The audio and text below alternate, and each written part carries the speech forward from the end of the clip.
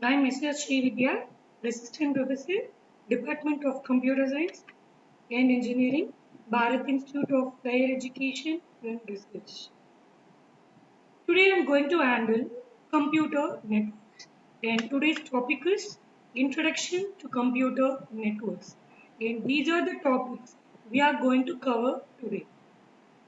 Before entering into the topic, we have to know what is meant by computer network. Computer network is a group of computers connected with each other through wires, optical fibers, optical links so that various devices can interact with each other through a network. The aim of computer network is to share the devices, share the resources among various devices. In case of computer network technology, there are several types of network that vary from simple to complex. In telecommunication channel, using which we can share data with other computers or devices connected to the same network. A network must be able to meet certain criteria. These are mentioned below. Performance, reliability, scalability. If a network meet all these three criteria, then we people can able to judge the system whether it is good or bad. The next topic is components of computer network. So we have listed certain components of computer network. National Interface Card, NIC, hub, switches, modem, router, cables and connector. These are the some components of computer network. So we are going to see all these components in detail. NIC, National Interface Card. So this NIC is a device that helps the computer to communicate with another device. The network interface card contains a hardware addresses where those hardware addresses used by a data link layer to connect to the appropriate system or appropriate destination. So this NIC is used in the network so that it transfers the data to the correct destination. We are having two types of NIC. One is wireless NIC and wired NIC. So wired NIC is through the cable and wireless NIC through a radio wave technology. We can able to operate this NIC, National Interface Card. And the second component of computer network is hub. So this hub is a central device that splits the network connection into multiple devices. When computer requests for information from a computer, it sends the request to the hub, whereas the hub will be sent the particular messages to all the systems which is connected by the hub. And the next component is switches. So switch is a networking device that groups all the devices over the network to transfer the data from one device to another device. The switch is better than hub. It does not broadcast the message over the network. That is, it sends the message to the device for which it belongs to. Therefore, we can say that the switch sends the message directly from source to the destination. And following to the switches, the next component is cables and connector. So cable is a transmission media that transmits the communication signal. So we are going to learn about three different types of cable. Twisted pair cable, coaxial cable, fiber optic cable. So twisted pair cable, it is high speed cable that transmits the data over 1 Gbps or more. Coaxial cable resembles like a TV cable connection, installation cable, right? So this coaxial cable is more expensive when compared to twisted pair cable, but it provides the high data transmission speed. And at last, fiber optic cable. So it is a high speed cable that transmits the data using light beams. It provides high data transmission speed when compared to other two cables. and it is more expensive when compared to other two cables, but it is installed only at the government levels as per now. And these are the some other components of computer network. Repeater. Repeater is going to regenerate the signal which is used in the physical layer. And router. It is a device that connects the LAN to the internet. The router is mainly used to connect the distinct networks or connect the internet to multiple computers based on their IP addresses, and it is used in the network layer. And bridges, so it is going to interconnect two LANs working on the same protocol, and this is used in the data link layer. And gateways, this gateway is a component to connect two networks together that may work upon different working model, and this is used in the network layer. And next, the modem. Modem connects the computer to the internet over the existing telephone line, and modem is not integrated with the computer motherboard, whereas a modem is a separate part on the PC which is found in the motherboard. So following to the components of computer networks, we are going to learn about the uses of computer networks. And we have listed out the major four uses of computer networks, which includes resource sharing, server client model, communication medium, and e-commerce. Resource sharing is the sharing of resources such as programs, printers, and data among the users on the network without the requirement of physical location of the resource and the user. So this resource sharing is the main advantage of computer network. So whereas if some 500 systems have been connected in a LAN, in a room or in a LAN connection, we cannot offer a printer to each and every system. So what will happen? The demand for resource will rise. So to avoid those things, all the systems which is connected in a network can able to share some common resources. It is very cost effective method which all in the institutions and in the companies they are adapting the particular use of the computer network. And next, the server and client model. Computer networking is used in the server client model. A server is the central computer used to store the information and maintained by a person named system administrator.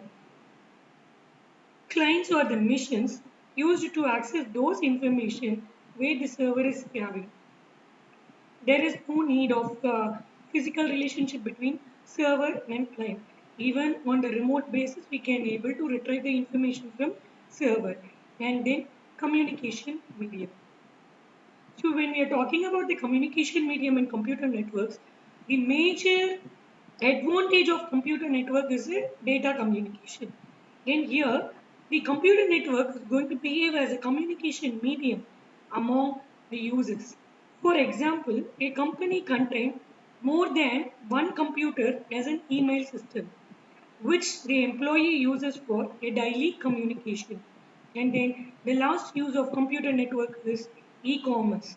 E-commerce, we know that so many e-commerce websites are there like Amazon and Flipkart, right?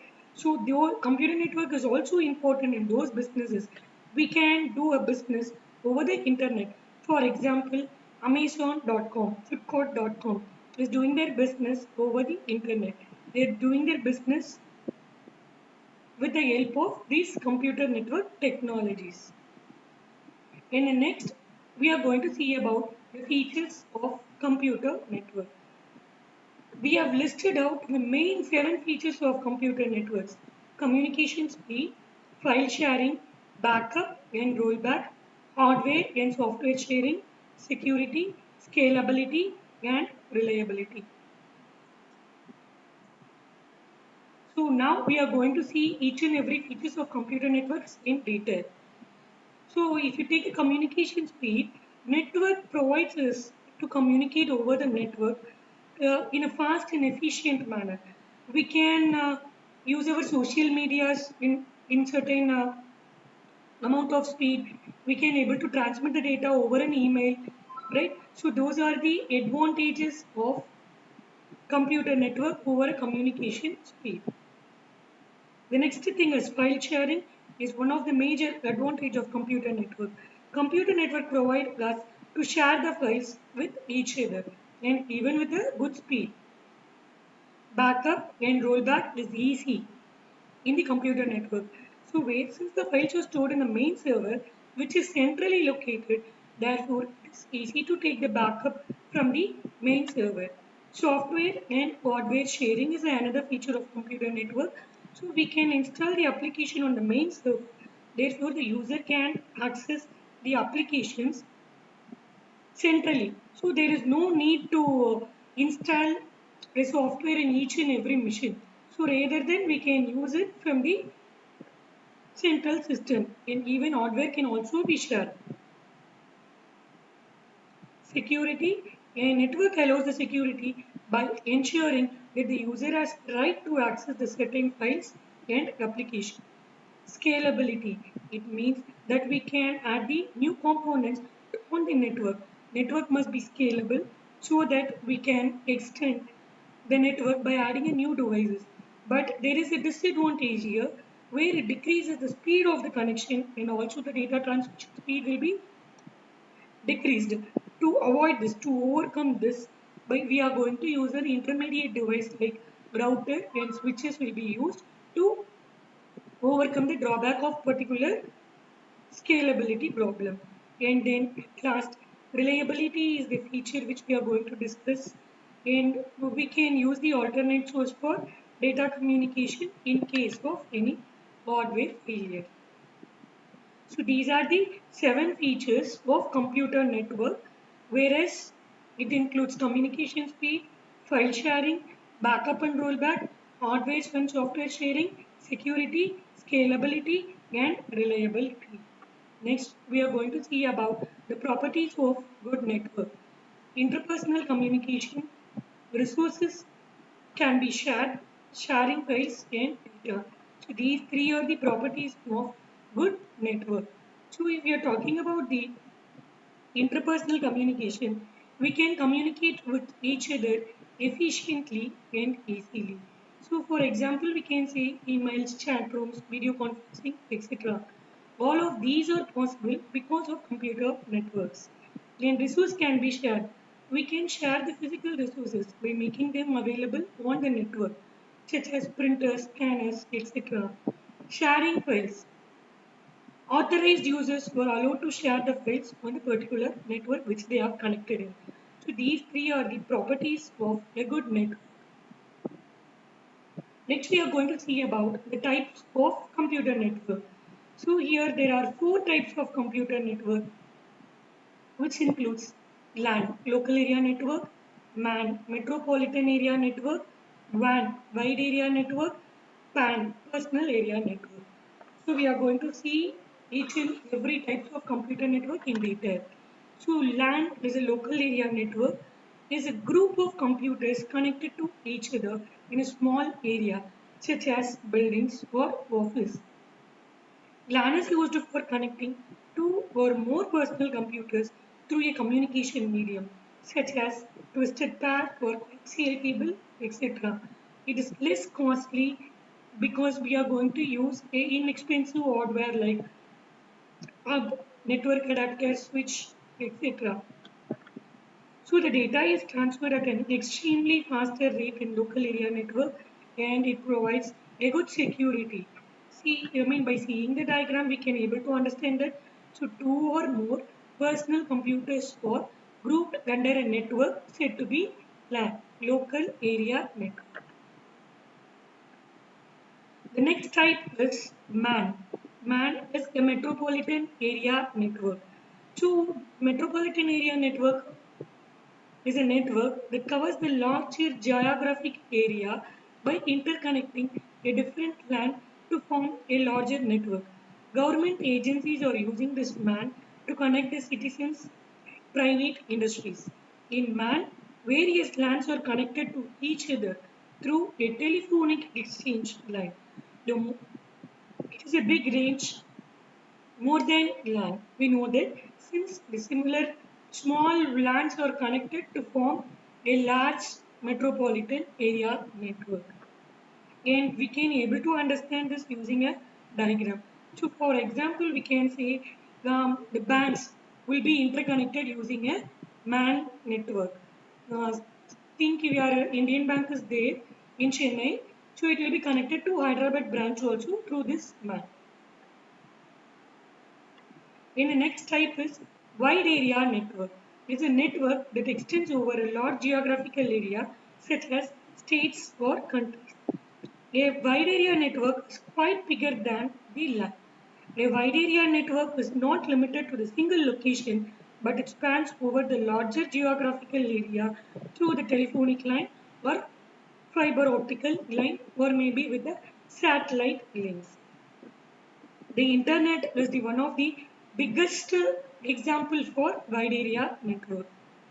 And this WAN is used mostly in educational institutions, government and business. And by seeing the example, diagram, we can able to understand this easily. And the example is mobile broadband is the main example of wide area network. Next we are going to come the PAN personal area network. So it is a network arranged within an individual person, typically within a range of 10 meter and is used for connecting the computer devices for personal use.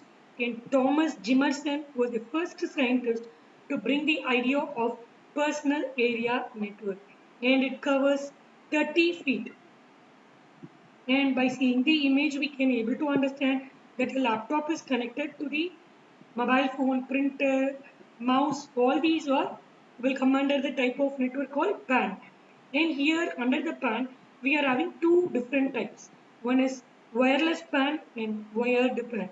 So if the two devices within a range of 10 meters connected using a USB, then that is said to be the wired personal area network.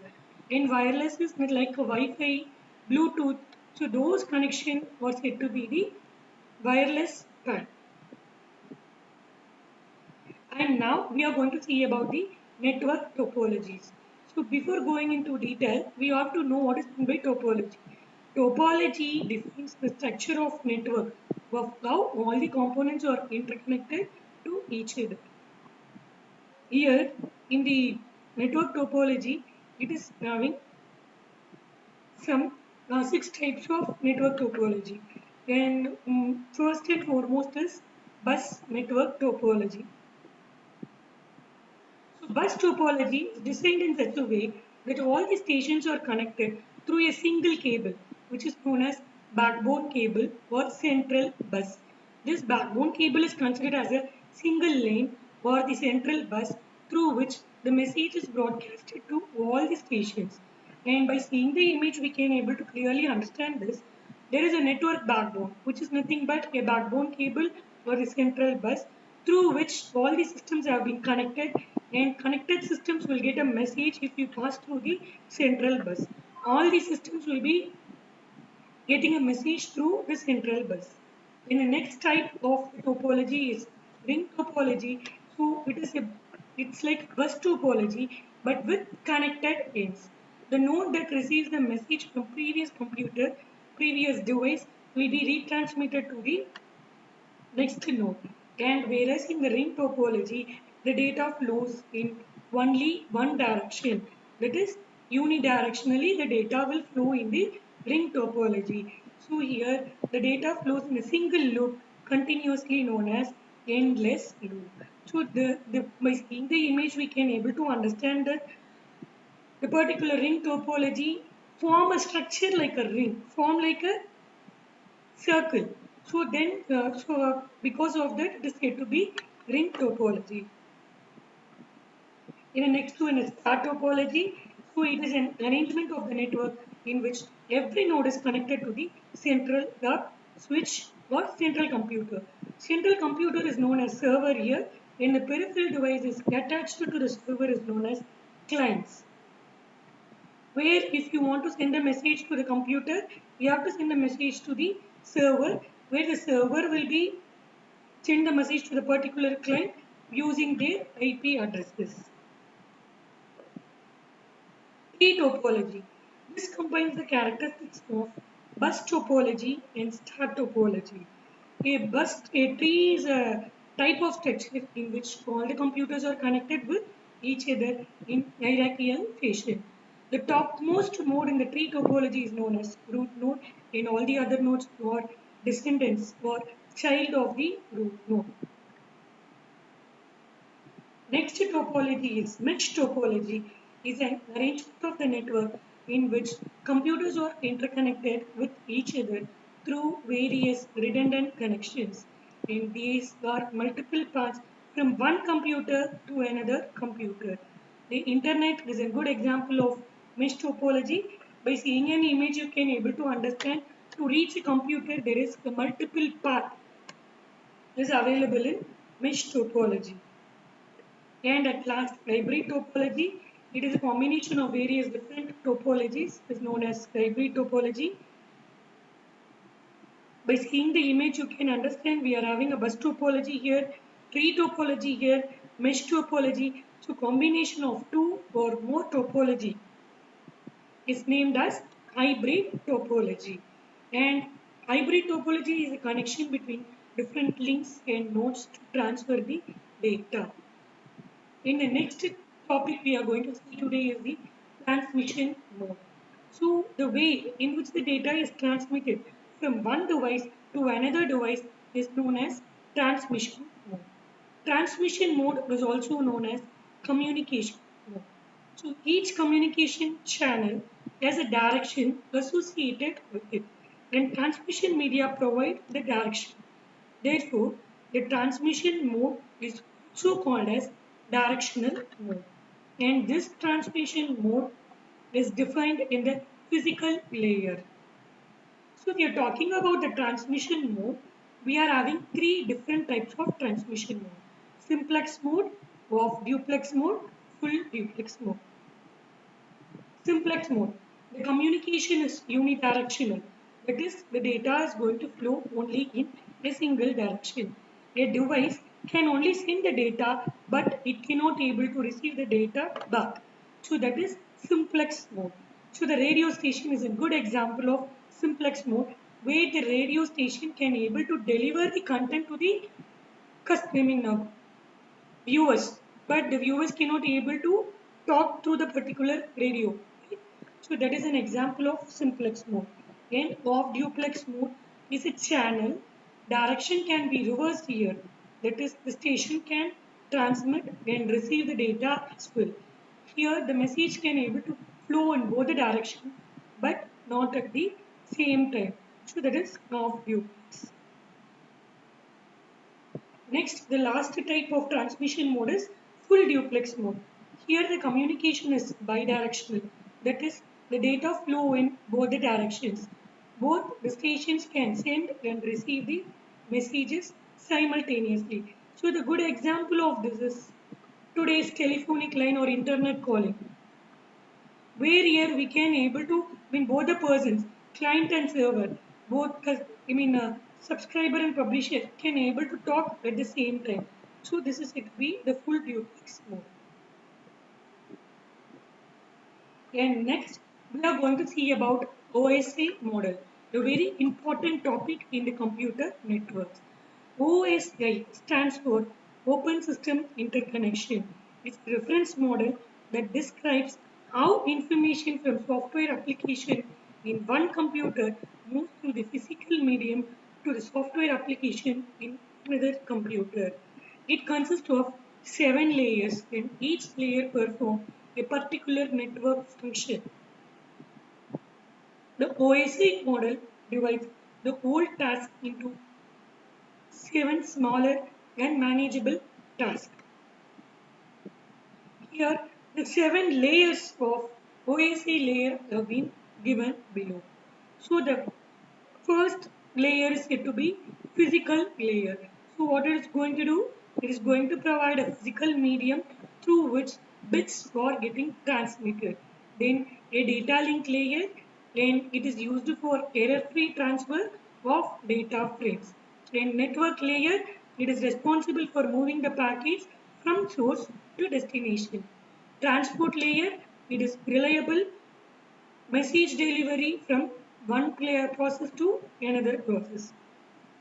Session layer, it is used to establish, manage and terminate the session. Presentation layer, it is responsible for translation, compression and encryption. And at last, topmost layer is application layer. This layer provides the services to the user. So these are the 7 layers of OSA. Now we are going to see the functions of OSA layer. In this OSA layer, first 3 layers, physical layer, data link layer and network layer. These 3 layers are responsible of network, and other 4 layers like transport, session, presentation, application. Those are going to take a responsibility of the host. Now we are going to discuss about the functions of all 7 OSA layers. So functions of physical layer. What is the function of physical layer? Line configuration is the function of physical layer. Data transmission, topology and signals. So what is line configuration? It defines the way how two or more devices can be connected. That is the line configuration. Data transmission, so it defines the transmission mode, whether it is simplex or duplex or full duplex. And topology, so which type of arrangement is going to be done here, that will be taken away by physical layer. And signals, it determines the type of the signal used for transmitting the information. And next, the functions of data link layer, where the data link layer is going to frame at bits, right? So the data link layer adds a head. It is going to translate the physical raw bit stream to the frame. So the conversion of a bit to frame is said to be the process of framing. Then flow control and error control is done in the data link layer. Next is the functions of networking layer. So we have listed out 4 functions of network layer: internet working, addressing, routing, and packetizing. So what is internet working? Internet working is a main responsibility of the network layer. It provides a logical connection between different devices. Addressing. So the network layer adds the source and destination address to the header of the frame. So addressing is used to identify the device in the internet. And routing is a major component of the network layer, and it determines the best optimal path out of multiple paths. And packetizing is a network layer receives the packets from upper layer and converts them into packet.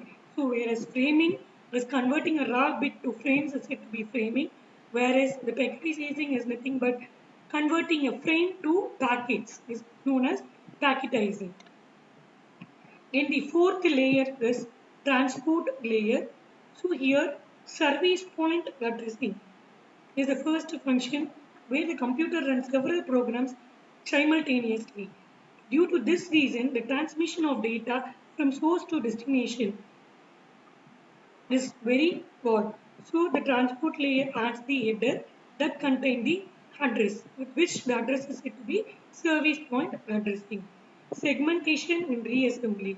So when the transport layer receives the message from upper layer, it divides the message into multiple segments. Each segment is assigned with the sequence number, which is going to use it to identify it separately. And after transmitting that, it is going to reassemble.